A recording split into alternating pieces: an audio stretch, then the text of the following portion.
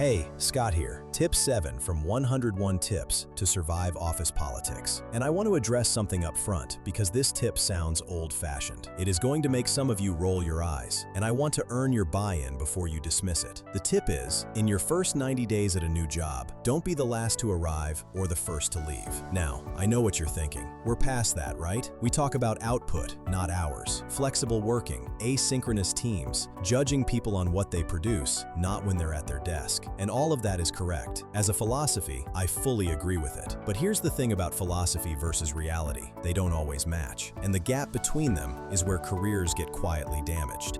The reality is this: when you are new, truly new, in your first few months, you have no track record. Nobody knows what you're capable of yet. Nobody has seen your work across a sustained period. Nobody can point to a specific outcome you drove and say, that person delivers. All they have is what they observe. And what they observe shapes their early impression of you. And early impressions, this is backed by significant research, not just my opinion, are sticky. They're hard to shift. They influence how people interpret everything that comes after. So what does visible, engaged presence communicate in those early months? It communicates commitment. It communicates that you take the role seriously. It communicates that you are someone who is invested in being here. And what does rolling in late and leaving before most people have had their afternoon coffee communicate?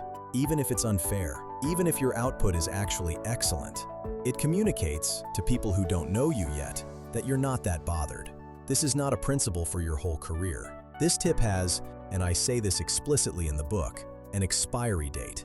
Once you have a track record, once people have seen your work, once you've built enough credibility that your reputation precedes you, then yes, absolutely, work on your own terms. Negotiate the flexibility. Leave when you're done. Come in when it makes sense.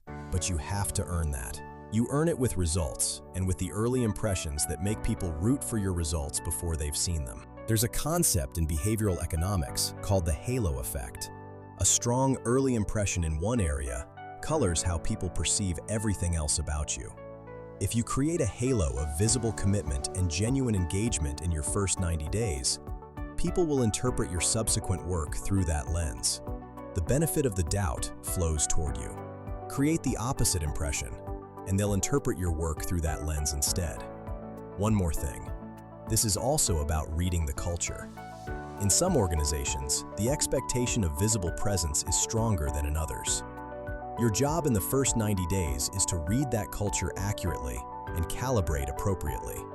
Not to perform martyrdom, not to stay until 10 p.m. every night, just to be present, visibly engaged, and clearly invested in whatever way makes sense for the specific environment you're in. Full ebook in the description. See you at tip number 8.